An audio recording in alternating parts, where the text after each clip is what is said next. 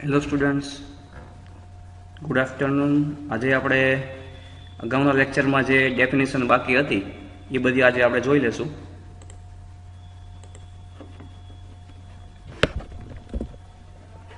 પહેલી છે degree. Total number of edges connected to a vertex is said to be degree of that vertex. એટલે માનો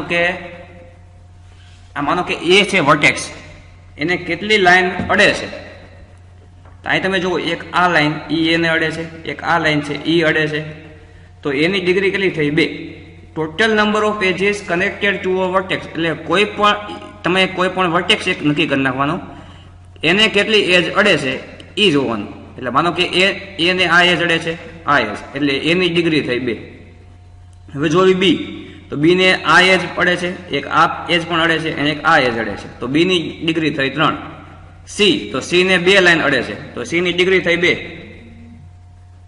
અને D, તો ડી ની ડિગ્રી થશે 3, કારણ કે ડી ને 3 લાઈન અડે છે એ માટે. Total number of edges connected to a vertex. એટલે વર્ટેક્સ ને કેટલી એજ અડે છે એને શું કહેવાય? તો કે ઈ વર્ટેક્સ ની ડિગ્રી કહેવાય. હવે ડિગ્રી 2 પ્રકારની હોય, ઇન ડિગ્રી અને out degree. Total number of incoming edge connected to a vertex. એટલે કોઈ પણ વર્ટેક્સમાં કેટલી લાઈન અંદર આવે છે તો એને ઇન ડિગ્રી કહેવાય.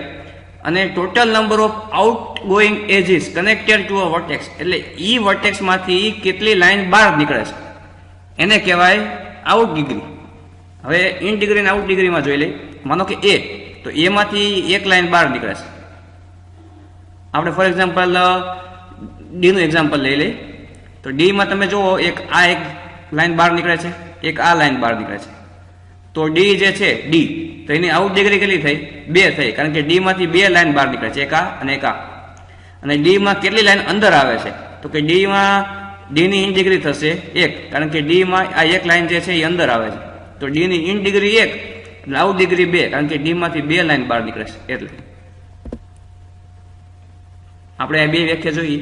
Total number of incoming edges connected to a vertex. એટલે ઈ વર્ટેક્સમાં કેટલી એવી એજ છે કે જે ઇનકમિંગ એટલે અંદર આવે છે. અને total number of outgoing edge, એટલે ઈ વર્ટેક્સમાંથી કેટલી લાઈન બહાર નીકળે છે એને કહેવાય out degree of that vertex. એટલે ઈ વર્ટેક્સની આઉટ ડિગ્રી કેટલી થઈ? તો કે ઈ માંથી કેટલી લાઈન બહાર નીકળે છે એને આઉટ ડિગ્રી કહેવાય. પેરેલલ એજ ઓર મલ્ટીપલ એજ. પેરેલલ એજ કહેતોય આપણે આ વ્યાખ્યા લખવાની છે, મલ્ટીપલ એજ કહેતોય આ વ્યાખ્યા લખવાની છે. If there are 2 undirected edges with same end vertex and 2 directed edges with same origin and destination.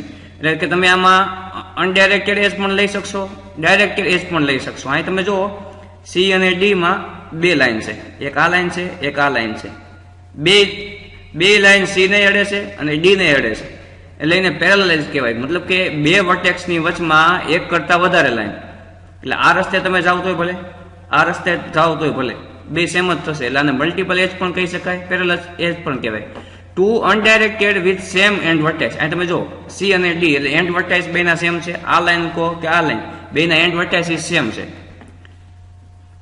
With same origin and destination. એટલે માનો કે આ લાઈન જે છે એ અહીંથી નીકળે છે, ડી માં જાય, અને આ લાઈન છે એ પણ અહીંથી નીકળે છે, ડી માં જાય છે. એટલે આને સેમ કહેવાય, 2 પેરેલલ એજ થઈ.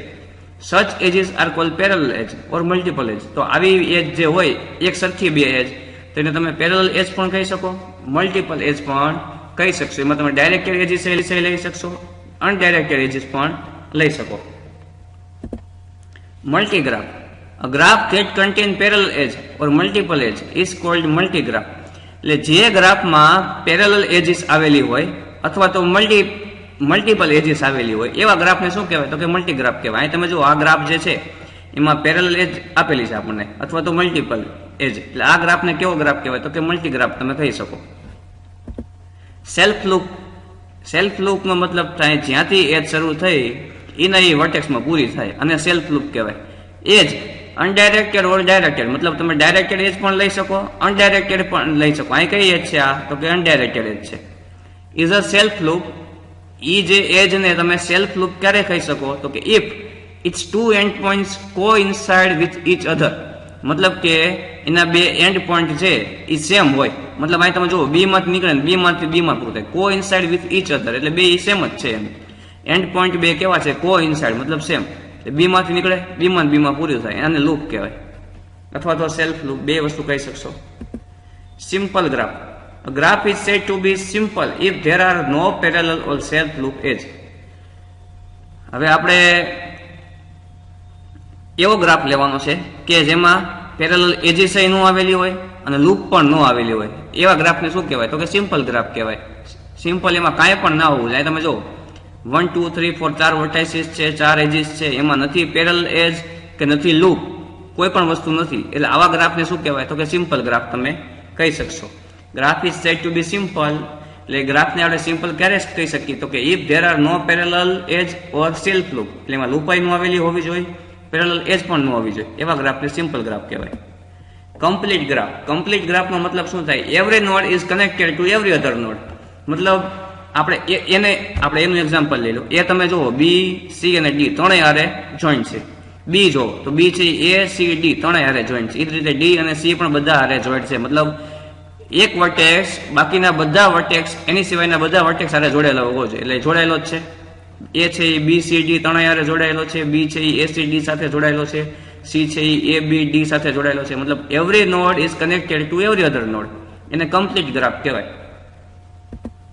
Finite graph. ફાઇનાઇટ ગ્રાફ એટલે ફાઇનાઇટ મતલબ ગણી શકાય એવું, અને ઇનફાઇનાઇટ મતલબ અગણિત, ગણી શકાય નહીં એવું. ફાઇનાઇટ ગ્રાફ એટલે a graph with finite number of vertices and edges, એટલે એવો ગ્રાફ કે જેના વર્ટાઇસ અને એજ ગણી શકાય એવું હોય તો એને ફાઇનાઇટ ગ્રાફ કહેવાય. તમે જુઓ 1 2 3 ને 4 4 વર્ટાઇસ છે, 4 એજીસ છે, તો એ ગણી શકાય આપણે, તો એને ફાઇનાઇટ ગ્રાફ કહેવાય. ઇનફાઇનાઇટ ગ્રાફની આપણે ઇનફાઇનાઇટ મતલબ a graph with infinite number of vertices and edges, એટલે એવો ગ્રાફ કે જેના વર્ટાઇસીસ અને એજીસ ગણી ન શકાય એવા, તો એને આપણે ઇનફાઇનાઇટ ગ્રાફ કહેવી. એની આપણે અત્યારે એનો ડાયાગ્રામ આપણે દોર્યો નથી, જરૂર નથી એટલે, કારણ કે એ ડાયાગ્રામ બહુ મોટો થઈ જશે. હવે છે path.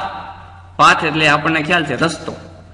Path is a sequence of alternate vertices and edges that start at a vertex and end at another vertex. એટલે મતલબ કે આપણે એક વર્ટેક્સ થી નીકળવાનું છે અને બીજા વર્ટેક્સે જવાનું છે. અહીં તમે જો કે સ્ટાર્ટ એટ અ વર્ટેક્સ, એ થી સ્ટાર્ટ કર્યું and ends at other vertex, બીજા વર્ટેક્સે પૂરું થવું છે. મતલબ અહીંથી આપણે એ થી જવું છે ક્યાં સુધી? ઈ સુધી. તો એના રસ્તા ઘણા બધા છે, તમે કોઈ પણ રસ્તેથી જઈ શકો. આમાં કયા રસ્તે હાલ્યા છે? તો કે એ થી બી ગયા, બી થી સી, સી થી ડી, ડી થી ઈ, એક આ રસ્તો છે. બીજો રસ્તો છે એ થી બી, બી થી સી, સી થી ડાયરેક્ટ ઈ, એ પણ છે. પછી બીજો છે અહીંયા એ થી જી, જી થી એફ, એફ થી ઈ, એ રીતે પણ થઈ શકો. પછી છે એ થી જી, જી થી ડી, ડી થી ઈ, એ પણ છે. એક છે એ થી જી, જી થી ડી, ડી થી એફ ને એફ થી ઈ. ઘણા બધા રસ્તા છે, પણ અહીંયા કયા રસ્તે ગયા છે? તો કે એ થી બી ગયા, એટલે એ થી બી અહીં સુધી, બી થી સી, બી થી સી અહીંયા, સી થી ડી, સી થી ડી અહીંયા સુધી, ડી થી ઈ. આને પાથ કહેવાય. પાથમાં શું કીધું? Path is a sequence of alternate vertices, એટલે એક વર્ટાઇસીસ માંથી બીજા વર્ટેક્સમાં જવાનું, અને એજીસ એટલે એક એજમાંથી બીજી એજમાં તમારે જવાનું છે. એ એક વર્ટેક્સ થી ચાલુ થતું હશે અને બીજા વર્ટેક્સે પૂરું થતું હશે. પણ એક ખાસ મેઇન છે, in a path there is no repeated vertex, એટલે એકના એક વર્ટેક્સ ઉપર તમારે બીજી વખત આવવાનું નથી. એટલે માનો કે અહીંથી આપણે એ થી શરૂઆત કરી ચાલવાની, બી આવ્યા, તો ફરી વખત આપણે બી ક્યાંય રસ્તામાં ન આવવો જોઈએ એમ. એકને એક વર્ટેક્સ બીજી વખત આવવો જોઈએ નહીં, આ પાથનો નિયમ છે. અહીં તમે જો એ બી સી ડી ઈ, તમામ એક પણ વર્ટેક્સ બીજી વખત નથી આવતો. એ બી સી ડી ને ઈ એક પણ વર્ટેક્સ રિપીટ થતો નથી, તો આને પાથ કહેવાય. Label graph, unlabel graph. Label graph એટલે એના ઉપર કંઈક સિમ્બોલ હશે. અહીં તમે જો બે પ્રકારના લેબલ ગ્રાફ આપેલા છે. અહીંયા એજ લેબલ છે. એજ લેબલ એટલે એજ ઉપર નામ આપેલા છે 1 2 3 4 એમ. અને આ છે એ વર્ટેક્સ લેબલ છે. વર્ટેક્સ ઉપર એટલે વર્ટેક્સ એટલે આ જે રાઉન્ડ છે વર્ટેક્સ, એના નામ આપેલા છે 1 2 3 4 એમ. અને આ જે ગ્રાફ છે એ અનલેબલ છે, એમાં કોઈ પણ પ્રકારના નામ આપેલા નથી, અથવા તો કઈ સિમ્બોલ પણ નથી, સિમ્પલ છે, એટલે એને અનલેબલ કહેવાય. અનલેબલ એટલે એમાં કઈ લખેલું નહીં હોય. આ એજ લેબલ એટલે એજ ઉપર આંકડા લખેલા છે, અને આ છે એ વર્ટેક્સ લેબલ એટલે વર્ટેક્સ ઉપર નામ લખેલા છે. A label graph is a graph. Label graph એટલે એવો graph whose vertices are each assign an element from set of symbol. Set of સિમ્બોલમાં બે પ્રકારના લેટર અને નંબર, એટલે તમે એબીસીડી ના અક્ષર પણ લખી શકો, આંકડા પણ લખી શકો, બે વસ્તુ તમે લખી શકશો. ઈચ એસાઇન્ડ એલિમેન્ટ એટલે દરેકને નામ આપવાનું છે. અહીં તમે જુઓ એજ છે તો બધી એજને નંબર આપેલા છે, અહીંયા વર્ટેક્સ છે તો બધા વર્ટેક્સને નંબર આપેલા છે, એટલે કાંઈ તમે એબીસીડી લખી શકશો કાં તો નંબર લખી શકશો, એટલે એને લેબલ ગ્રાફ કહેવાય. ગ્રાફ વિધાઉટ એની લેબલ એવો ગ્રાફ કે જેમાં કાંઈ લખેલું ન હોય તો એને અનલેબલ ગ્રાફ કહેવાય. અહીં તમે જોઈ શકો છો આમાં કાંઈ પણ લખેલું નથી તો અનલેબલ ગ્રાફ છે.